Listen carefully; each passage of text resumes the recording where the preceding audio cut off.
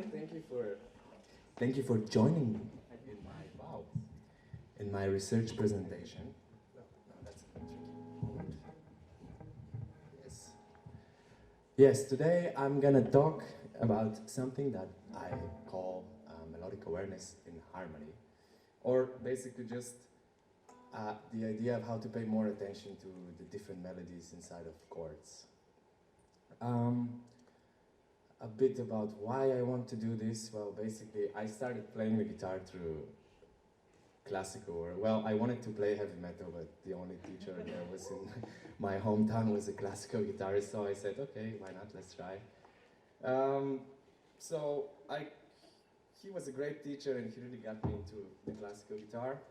And what I really loved about it was the fact that it's, all the pieces in it had all these beautiful things moving around, a lot of different textures and voices. It was very polyphonic, and that was really inspiring me when I was younger. Later on, when I started playing electric, I got into jazz harmony. I mean jazz music, but especially into harmony, being a guitar player, you can imagine. And through time, I somehow realized that I had separated a bit the world of harmony and a bit the world of melody, so I was practicing the lines and things and the chords, but I was never really combining them. And once I realized that, and I started doing masters here, I thought it's a great idea to work on this, to unify more the aspects of melodies and melody and harmony on the instrument, and that was my main research idea. Listening to a lot of my favorite guitarists, I noticed, at least for me, that they sounded somehow more aware of two aspects in their playing. The aspect of voice leading, where each note of their chords go, and also the aspect of counterpoint. So I thought I would look for solutions to those two aspects, to improving those two aspects in my playing, in order to get a better melodic awareness in general when I play chords. So my sensitizing concepts about it turned to be this: melodic awareness and harmony, amount of attention paid to the directions of individual voices in a harmonic context. I wanted to work on that, and that's the definition I came up with through. Now let's go a bit to why did I want to do this. Well, as I mentioned earlier, my main idea was to unify the chordal and melodic playing on my instrument, which I thought would bring me to expand my harmonic understanding better and to apply it also on the guitar. Another thing that I wanted to research more, going back to the world of classical music, but also being an improviser, I wanted to explore how to blend the homophonic and polyphonic mindsets on my instrument better. In the sense of, well, since most of the music that we play as jazz musicians is predominantly homophonic, how can I express this music in a polyphonic manner on my instrument? And obviously the big picture goal for this, for all of this, was to reach out some more personal sound on my instrument. That led me to this research question, which you can see on the slide, how to develop the awareness in question that I'm talking about. Of course, this question is a bit vague and big, so I had to separate it in these other three sub-questions that you see there. Hoping that the first sub-question would help me organize my process better and be more careful about the methods I choose. The second one would help me if the chosen methods actually made a difference in my playing and how. And the third one would prepare me for which kind of things I have to be paying attention while playing my instrument. All of this led to the following research design. My main research idea was basically to collect approaches, practical approaches on the instrument, which I believe would enhance this quality of awareness that I'm talking about. But obviously before doing this, I had to actually create some sort of criteria for how to choose these approaches, and you can see it on the right of the slide. If these approaches are working in one way or another with the concepts of counterpoint and voice leading, they are probably helpful. If they create opportunities for application of more than one texture on the guitar, they are also interesting for me. Obviously, they have to merge chords and melodies in some way. And of course, being an improviser, the most important thing is that the methods are flexible enough to be applied in improvisation. About the research, I conducted it in 3 different phases. In the first phase, I needed to collect the approaches that I want to work on. So it was the moment of data collection, and I used a bunch of different sources. First of all, through different literature, I got familiar with the concepts of counterpoint and harmony, and also some things related particularly to my instrument. And I also analyzed a few scores to see how these concepts that I studied were applied in practice. I also transcribed some things from my favorite musicians who I believe have this awareness to understand how they, to get the feeling of how they are approaching that subject. Later on, I also took some lessons with some of them as experts to actually talk with them about their viewpoint personally. And of course, I used reflective journaling as a way to glue all of this together and to follow through on my processes. In the second phase, when I already collected the approaches I needed, or I thought are useful for me, I tried to apply them, practicing first on my own in the room and just trying to understand how they work. Then after that, I applied them to compositions, and the third phase or sub-phase of this phase, of second phase, was playing with people, even though I didn't get that much chance these times, but also still trying to consciously apply the things I learned while also being free to make music. A lot of the processes in this phase were recorded one way or another, and the third phase was basically evaluation, listening, reflecting, and understanding how did these approaches, if they made some difference and what the difference was. Now, I think it's very important for me, for this research, to talk about the physicalities of my instrument and how the guitar actually works. Obviously, we play with 2 hands. Right hand is mainly used to produce the sound and create rhythms, although you can, of course, do it with both hands. But yes, and left hand is mostly responsible for controlling the pitch. In terms of the right hand, I wanted to explore all the different ways that I did and which of them are applicable to my research and which are not. So throughout my life, I played using only this thing. This is called a pick, a plectrum. Probably all of you know that, but yes. And you can basically plug the strings with it, and you can either play melodies or play chords and so on. However, using this method in this research, I found it a bit difficult because it doesn't leave me so much space for individuality between different textures. On the other hand, as I mentioned classical guitar earlier, that's playing this instrument, you use your fingers with nails, ideally. And obviously there is a way more individuality. Like, for example, a little fragment of Piece by Bach.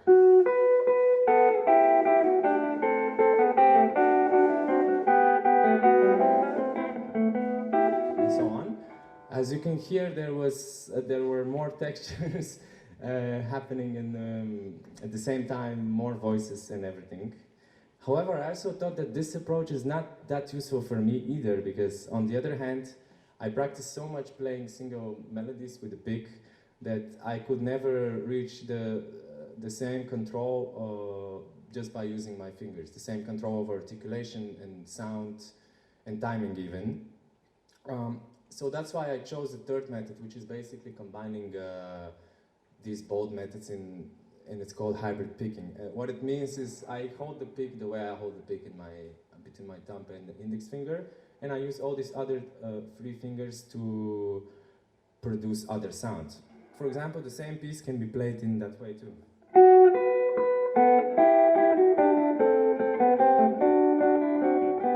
And whatever. But also, if I want to play chords, it's one thing, just a simple chord, C major. It's one thing to strum the chord. There is a certain little sound of arpeggiation, but then I can also play all the notes together through hybrid picking, which brings more this sort of pianistic sound on the guitar, which is one other thing I'm interested in. Now, about the left hand fingerings, I guess most of you are familiar of how the instrument works. But I should still mention it that maybe one of the biggest issues of the guitar as an instrument and the most confusing thing is that some of the pitches, you have them on a lot of different spots. For example, this open string pitch, I can play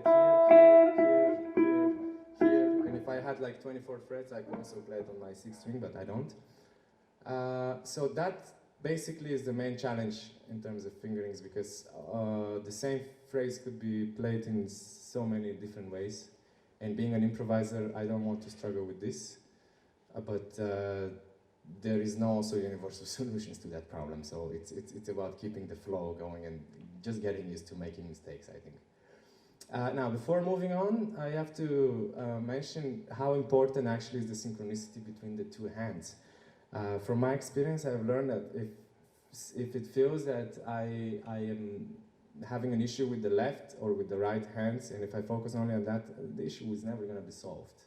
I have to focus on how both hands work together. Now, from now on, I would like to start talking about the actual concepts and exercises that I collected throughout this research. They are the main methods through which I tried to explore the idea of melodic awareness. And they all deal with raw materials, scales, arpeggios, chords, patterns, and so on. I had a lot of sources for these exercises. One of them was my teacher Frank, who is here today. Also other experts I talked with. Also the video called Polyphonic Jazz Guitar from Gilad Hexerman, that was also kind of useful and inspirational. So I separated them in 3 different aspects, although the first 2 are kind of fitting together also. I used contrary motion exercises to understand how to get used to applying 2 textures on my instrument. And then later I used a few concepts from counterpoint that I'm trying to imply in my improvisations. And the third aspect of this is focusing on some voice leading ideas. Now, what do I mean by contrary motion exercises? Well, actually it's only one exercise with a couple of different dimensions. This exercise deals with the simple idea of playing a scale but going in the 2 directions at the same time on the instrument. It has a couple of parameters. The range of scale has to be defined because I cannot go infinitely up and down because the instrument doesn't let me to. Obviously key and scale type also have to be defined. Starting interval as well, because I have to take care that there is enough space for a scale to form in both directions. And there is also the rhythmic parameter, which in the current example there, it's not really implied because they go into rhythmic unison, but it can also be a lot of, it could be different rhythmical ratios, or also polyrhythms implied in this. It's actually a very interesting way to practice polyrhythms, at least for me. So this is how this very simple, that's maybe the most basic way to play this exercise. It would sound something like this.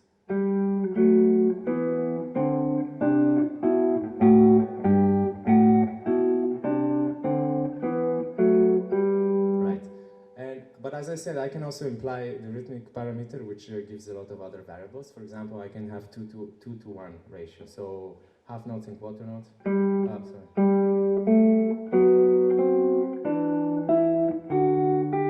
Or even try to imply some polyrhythms, like 2/3, let's say. I hope I can do it.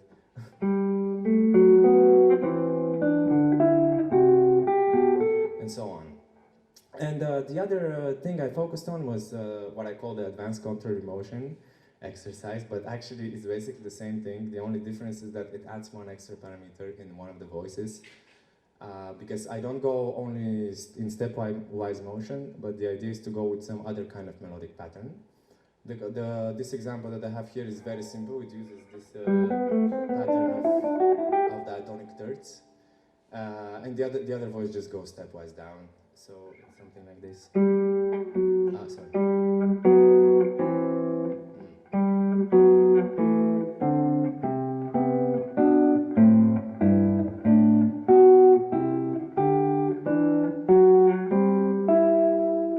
And so on. Now, what did I actually gain from this? Well, in the beginning I thought of it as a way to practice my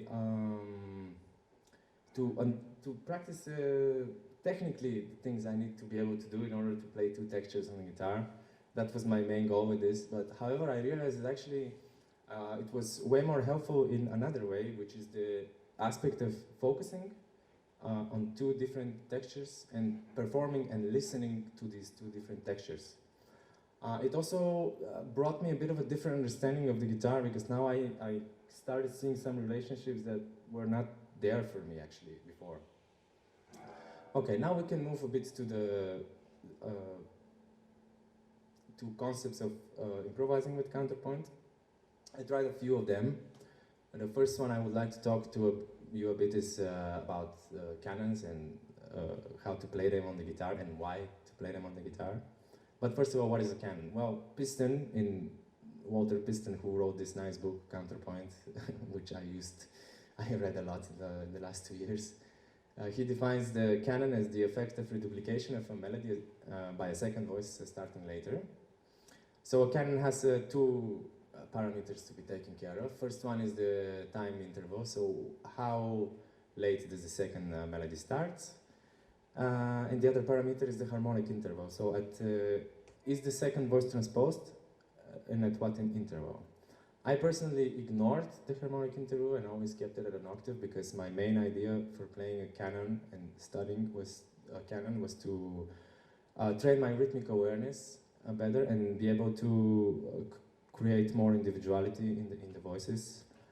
I discovered that, I don't know how it is for other guitar players, but for me to improvise in a canonic fashion, it's incredibly difficult because of the strictness of the parameters involved, especially the time parameter. So what I could achieve right now was either to play something very simple, like to improvise a canon with this very simple motifs, but like this one here, just 3 notes, and then if I add the bottom voice,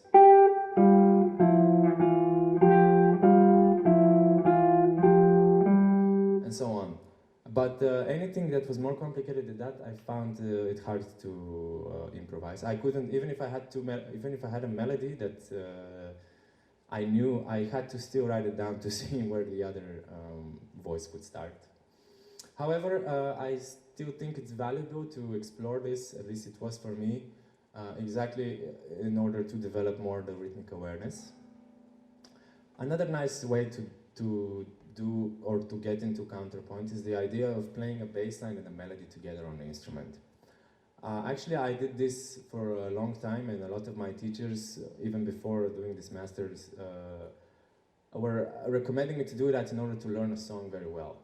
It's an interesting and very easy way, in a sense, to create a solo guitar arrangement for anything, and it's nice for the cases when you play in a band where there is no bass player, which is something that somehow tends to be happening to me quite often these days.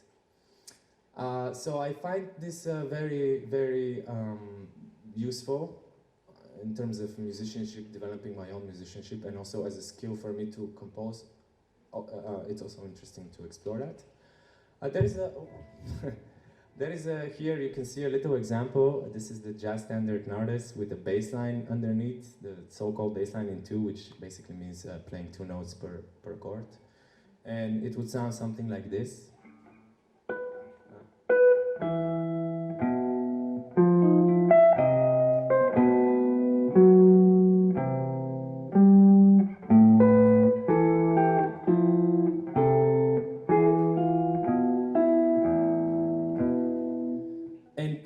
Basis of this idea, I can create, let's say, a solo guitar arrangement, or if I'm playing solo, this song, I could use a bass line as a harmonic framework to improvise with. So I think it's a very, for me, important skill to learn. Now a bit about improvising with 2 voices. Well, that was something I was really curious about, but also found a lot of difficulties. However, this January I had the chance to meet one of my guitar heroes, Gilad Hexelman, and he shared with me this idea with a couple of steps of how to improvise a 2-part counterpoint on the guitar. And this idea is actually built on the 16th century counterpoint rules. For example, people like Palestrina like their music. And it's kind of a simple idea. The concept is you take a tune, take whatever composition you want to play, and start playing lines, two lines together in half notes, and then gradually displays them in a rhythmic sense. First of all, displays one of the lines with a quarter note, then you get, if you're in 4/4, then you get a quarter note on each beat. Then explore different rhythmic relationships, and then just basically start to play around with this idea. Now I can, let's say, take the first 2 or 3 bars of the same tune, Nardis, which is the harmonies like E minor, F7, B7, C. And I can try to create, first of all, one line, and then a half note, then 2 lines in half notes, and kind of try to go through the steps. So let's start with one line first, because of course, if I want to play 2 lines, I have to be able to first play one good line well. So let's say this. Oh, and I wanted to say about playing one line, because I actually found this to be really challenging, and it takes a lot of discipline.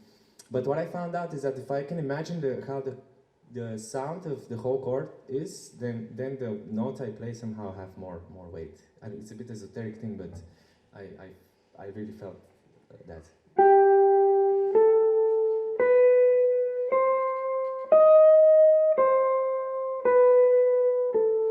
So that's the example, very simple half note line. Now we can add the second line to it, and maybe it will be something. Oh, let's see where to start. Okay, something like this. For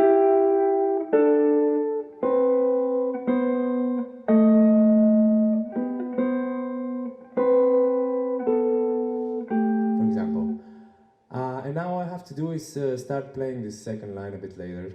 So it would be something like, I mean, a quarter note later, not a bit, a quarter note. It's exactly a quarter note.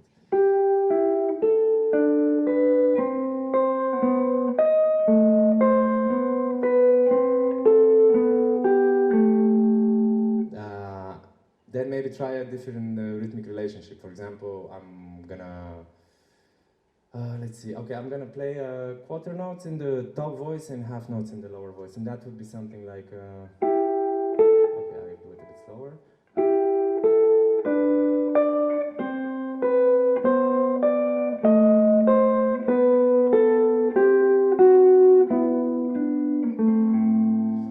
And so on. And the next step is just be playful, play on the playground with all that. Before moving on to the voice leading concepts that I would like to talk about, I want to mention one thing. I tried to explore ways to do this before talking with Hexerman about it. I tried to also find my way to do it, and I think it's still worth it to mention. The way I did it is I would imagine the guitar as having 2 different aspects, 2 different ranges, and I would play a bit in one range, hold one note, and play a bit in the other range, and then try to mix them up. And I think this is also an interesting way to emulate counterpoint, and it's a bit easier as well to do it. But for example, if I would play on the same tune, I mean something like this.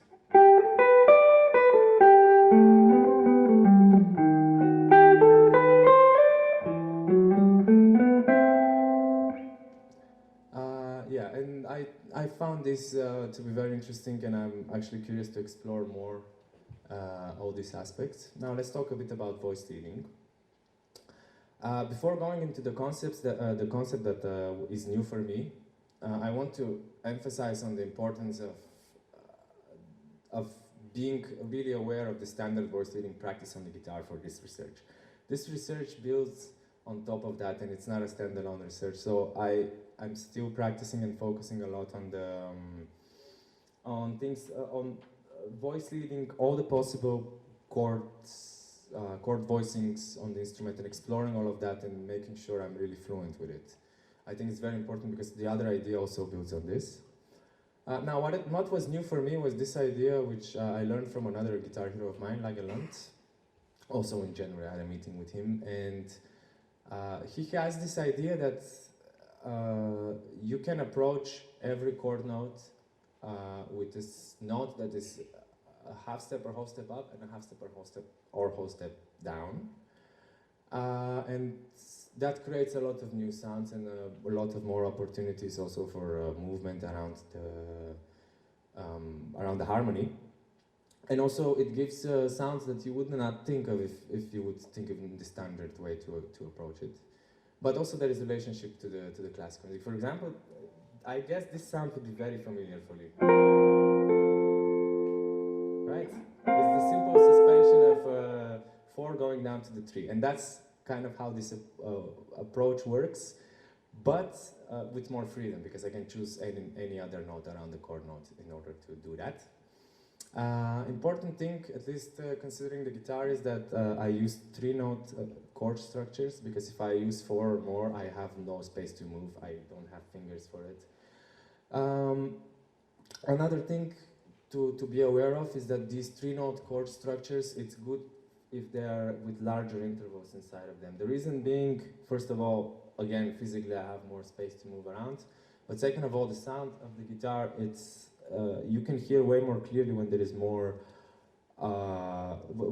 space between the notes. For example, this is an F major triad in closed position, and this is the same triad in open position. And I'm pretty sure that you can also hear how each note of it sounds more clearly. Now, I used this approach in a couple of ways. In order to learn how to do it, I applied it to one chord, and then to a chord progression, and then I started to try playing freely with it as well. And also, each of that has 3 different versions. One is when I'm approaching only one note, which is basically what I showed you, and so on. The other one is, the example here is when I approach 2 notes. So I like this.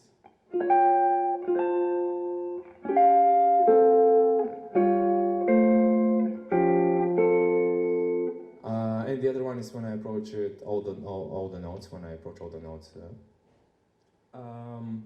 In terms of the right hand, of how this approach can be applied to the guitar, well, there are also 3 ways. What I did right now was basically to play all the notes of it, and then resolve the notes which need resolution. So just like this. The other way to do that is first, and this one I think it gives a bit more contrapuntal quality to the whole thing. First play the notes that are not resolving, and then play the notes which are resolving, or like this. And the third way, which is even more versatile, is by just playing everything melodically, because then you can apply this also to not just to accompanying or chords, but also to melodies, like this. Yes, and here is another example of the same approach applied to a tonic subdominant and dominant progression in F major, which means F flat C, and it sounds like this.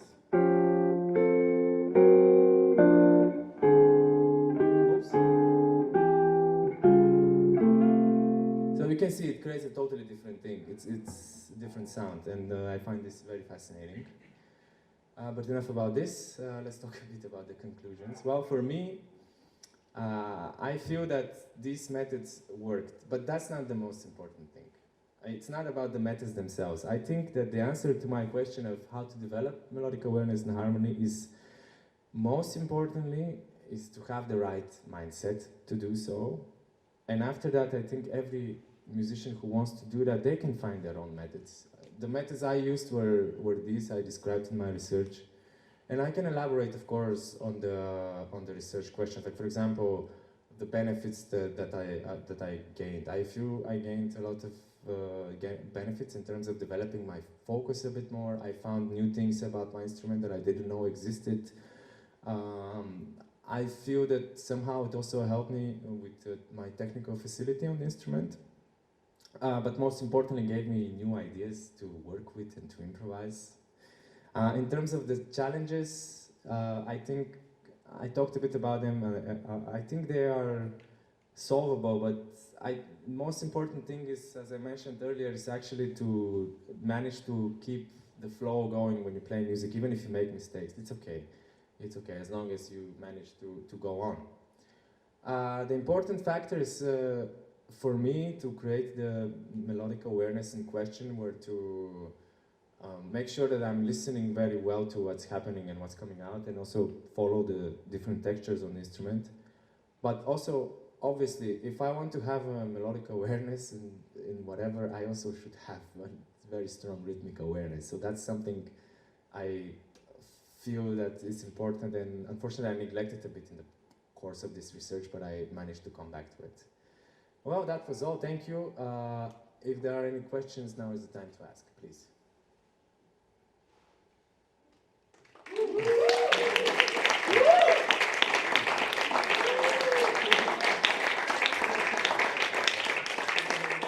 More questions asked?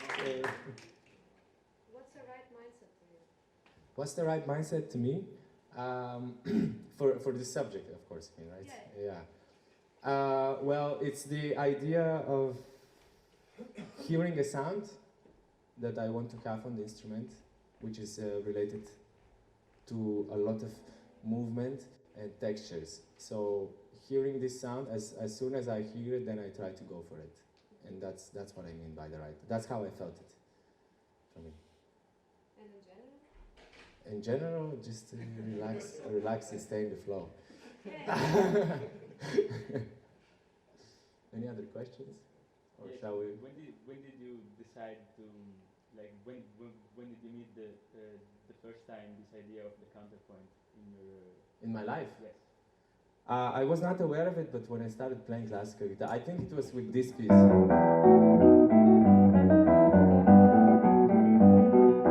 think it was there. I think that was, but at that time I didn't know it's called counterpoint. I think it was just like my teacher gave me the score, play this, and I was struggling for 6 months probably, or something, until I realized what I should do. What did you transcribe? I transcribed mostly focused on 2 guitar players, Lagerland, in terms of this research, and Gilad Exelman. I transcribed small ideas from recordings, and this idea with the voice leading with this movement and so on, I found this great introduction of Lagerland to the standard Come Rain or Come Shine, and I transcribed the whole introduction, which actually that what showed me what he's doing, and then I talked with him about all of this later on. And before that I was really into transcribing B11s at some points, and I think that's also kind of sparked this interest. How are you going to share all this knowledge? Because you have so much to share about this topic, and plus all the videos that you have in your report. Mm-hmm. Where can people find more information about this subject? I don't know yet. I haven't thought about this. If people want it, maybe they can contact me and we can talk about it, I guess. For now it's word of mouth, maybe later on. Online course. Who knows? Maybe. Videos or something. I really haven't thought about it. Any other questions, or shall we proceed to some music? Yes, please? Can you say something about like how you would apply this concept, or maybe one of the concepts in a like a typical jazz guitarist in the street situation, you know, like a real. I mean, these examples with the 1/5 and stuff. This is also is rather classical, you know. Yeah, it's true. All these counterpoint, like contrary lines. Can you sort of give an example of, like, for example, when you play standard progression or something, how you would apply that?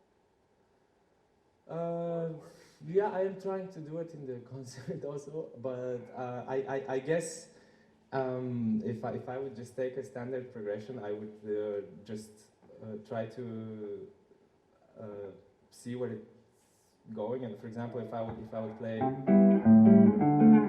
just 1, 6, 2, 5, probably I would do something like this. I'm a bit nervous now from this question, but. For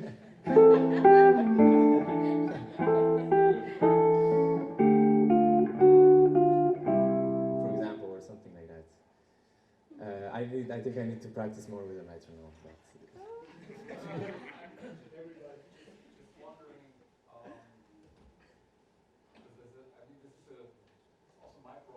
Yeah, I understand. Yeah, I know. I mean, you were the person who inspired me for this subject in the first place. So. Like for example, more when you were soloing, like the typical situation, you're playing a single line solo, and Yeah. is there any Well. what's the? I'm wondering how this process is evolving in how in that this naturally comes to you when you're just playing in a normal, very set playing situation. Yeah, the thing is that I also haven't realized that completely yet. Like where is it going and how it does evolve. It does evolve. I guess the thing is that for me, like in comparison to 2 years ago when I started this, right now I feel like there's some more tools in my toolbox to work with, and I noticed in a solo line situation, as you said, for example, something that I started doing quite often is play with this spread triad idea, but more as in a melodic fashion than chords. So I guess this is one of the things I've been doing more. But this is just a specific example, but I don't know if I can elaborate on this question very well right now, because I'm also not sure yet where this process is going to lead me. Because for me, I feel it's just like these two years were just to kind of create a certain path to walk on, and I think I'm still in the beginning of it. So, yeah, but I guess I will do something like... I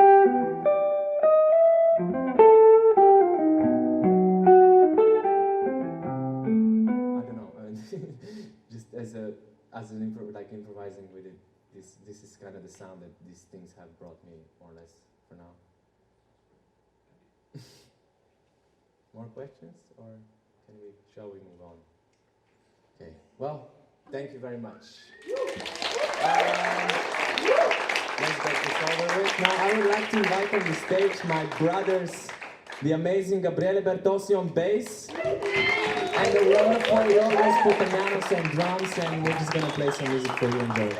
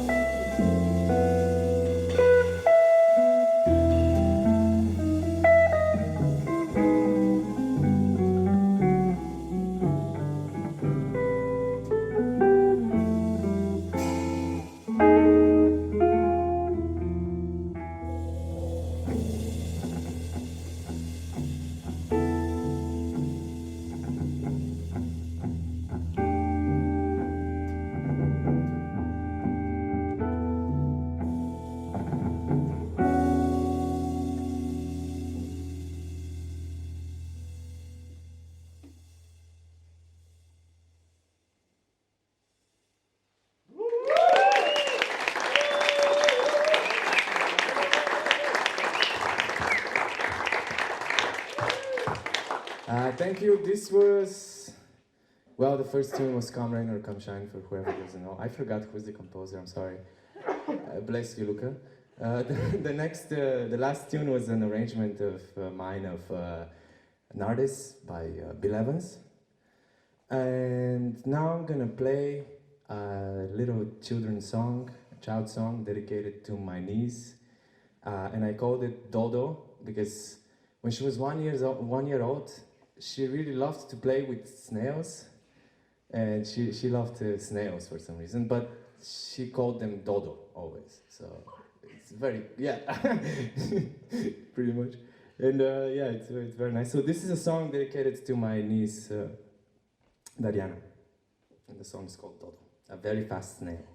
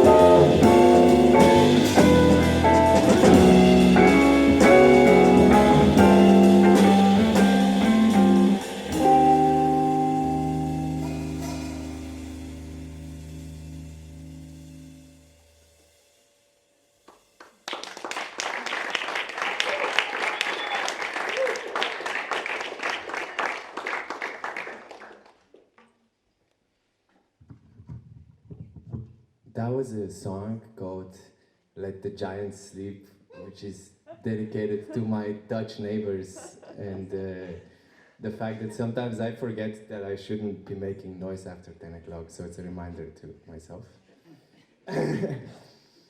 And now we're gonna finish the concert with a classic that I really love from Thelonious Monk called Panonica. Enjoy.